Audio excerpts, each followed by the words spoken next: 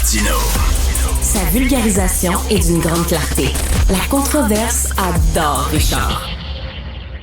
C'est comme ça. Une erreur de jugement. Jean-François Lisée. Puis dès qu'il l'a frappé, il s'est rendu compte que ça passait pas. C'est un petit peu mou, la réaction. Marie Montpetit. L'émotion en politique, c'est quelque chose qui guide très mal. La rencontre, Lisée, Montpetit. Mon cerveau va exploser. Ah ben là, si vous en voulez pas, on le fera pas.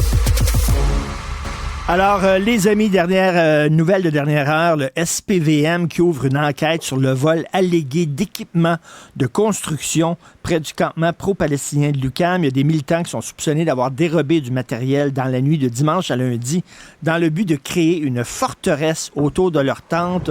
On a un extrait du reportage d'Yves Poirier qui est allé là-bas. On peut regarder ça. On veut savoir qui sont les voleurs au sein du groupe C. Bien, dans la nuit de dimanche à lundi, le camp était déjà tout monté. Non, je sais, mais les clôtures, là, tes vois, là, Non, les clôtures... ils sont pas arrivés du ciel, là. C'est à qui, ces clôtures-là?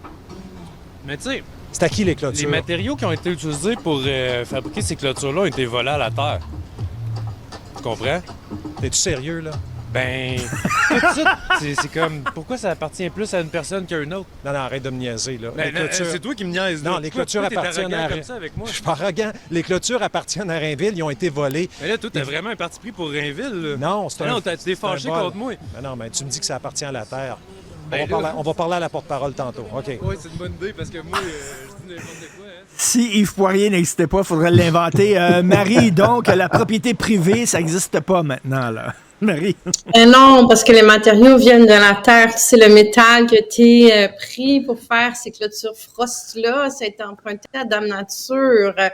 Ouais, on rigole, mais tu sais, c'est drôle là, comme réponse. Cet extrait-là, il va devenir anthologique, j'en suis certaine. Mais en même temps, tu sais, ça démontre que ça pourrait chirer un petit peu là, toutes ces questions-là de campement, de dire ben là, on va chercher du matériel. Le SPVM qui lance une enquête, il y a une injonction qui est demandée par McGill, qui on pourrait penser pas l'avoir aujourd'hui. Donc la grosse question, c'est après le problème va commencer à se poser après là, tu sais comment ça va se faire sans affrontement, comment ils vont réussir à défaire ces camps-là sans affrontement quand tu vois l'attitude dans le fond, puis puis en même temps, tu sais, mais Richard, ils sont 15, hein, 15, 20, 25, ils sont pas, il y a pas 100 000 personnes là, sur le terrain, là, c'est vraiment très particulier. Qu'est-ce que tu en penses, Jean-François? Ben, la propriété, c'est le vol. Alors, moi, ce que je propose aux gens, d'aller prendre des choses dans le campement parce que tout vient de la terre. Alors, ce qui est dans le campement, les tentes, etc., on peut aller les chercher. Pourquoi ça leur appartiendrait à eux? Hey, pour ma saison de camping, quelle belle nouvelle! Hein? Absolument, absolument. Alors, non, c'est vraiment n'importe quoi. Puis effectivement, bon, c'est pas la première fois là, que dans des campements étudiants, bon, on se souvient des barricades de mai 68, évidemment, le matériel n'avait pas été acheté chez Rona. Hein? Je veux dire, ce sont des barricades qui avaient été faites à partir de biens publics.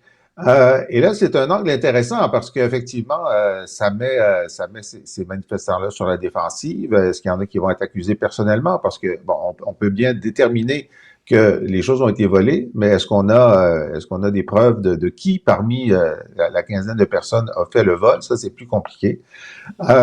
Et puis, Marie a raison. Le moment où il y a une injonction, c'est le moment difficile parce que il y a, par exemple, à McGill, certainement des gens qui vont dire, bon, là, il y a une injonction, donc on va partir, mais il y a des gens qui vont rester. Ça, c'est une certitude. Et qu'est-ce qu'on fait avec les gens qui vont rester? Quel genre d'affrontement ça va provoquer? C'est là où la tâche du SPVM devient très délicate.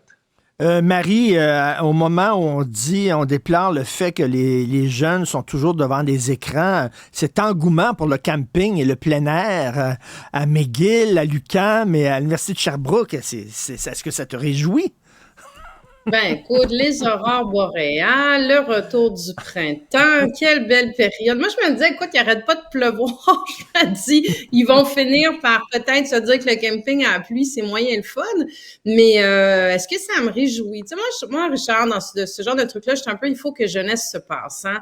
Puis, honnêtement, ça me choque pas depuis le début de voir des jeunes qui décident de prendre la parole, de se faire entendre. Tu sais, ça se faisait en mai 68, ça s'est fait de toutes toute génération.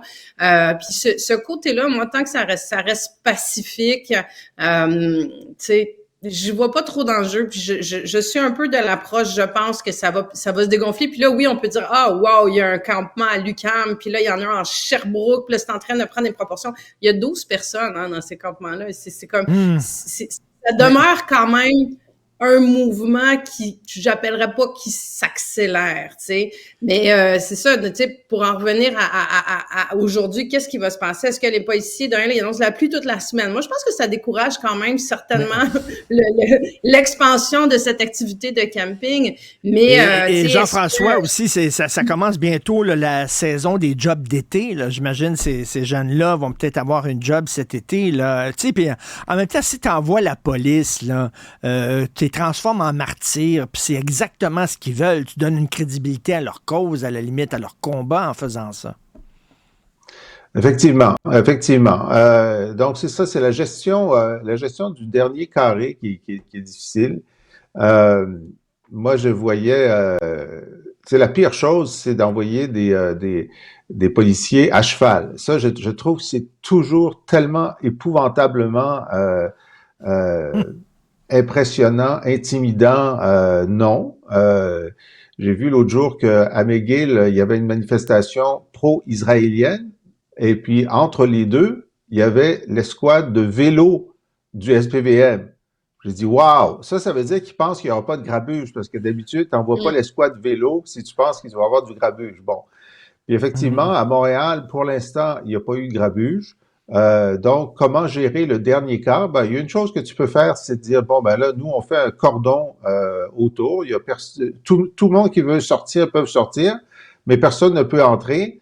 Puis si vous n'avez pas de bouffe après 2 jours, ben là, peut-être c'est une bonne idée de sortir. T'sais. Bon, il y a des façons de gérer la foule, la petite foule qui reste.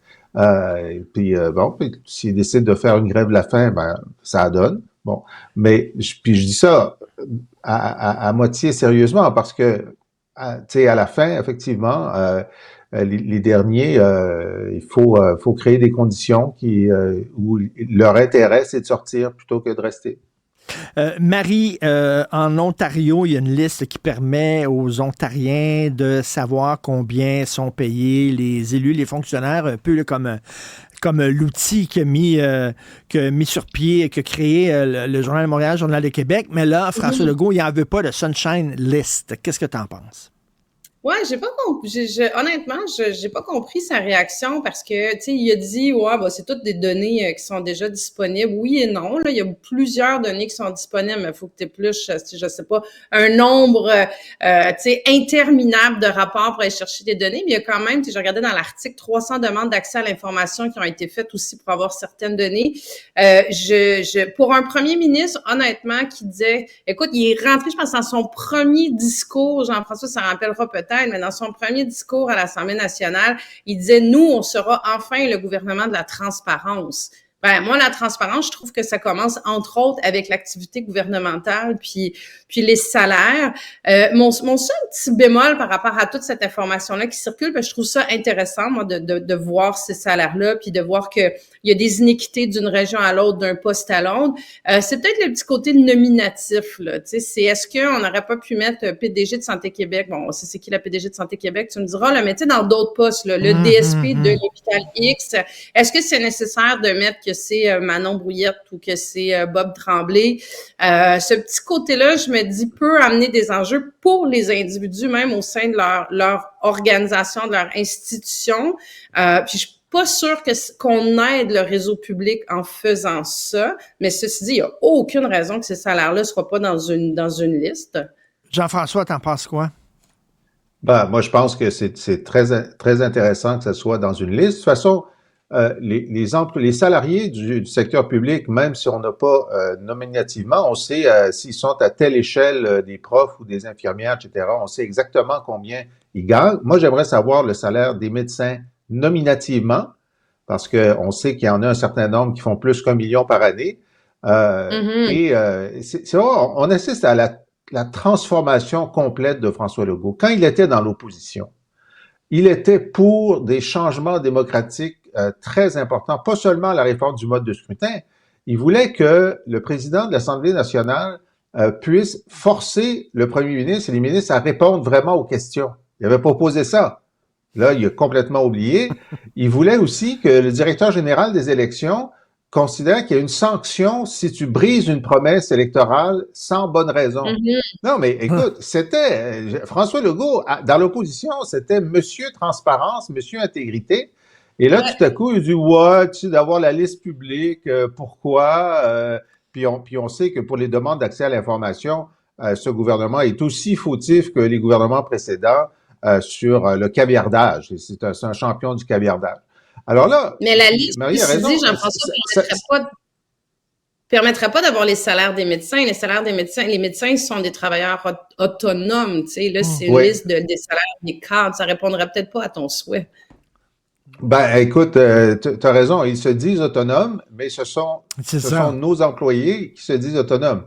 Mais je veux juste dire, ça aurait été facile de dire, oui, ce serait une bonne chose d'avoir cette liste-là, puis là, écoute, il reste 2 ans au mandat, puis on n'a pas le temps. Mais c'est le premier tableau de bord qu'il veut pas.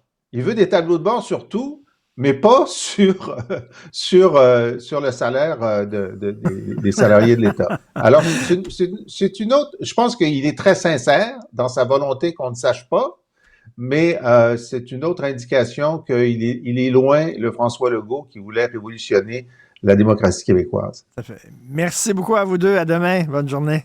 Demain. Salut.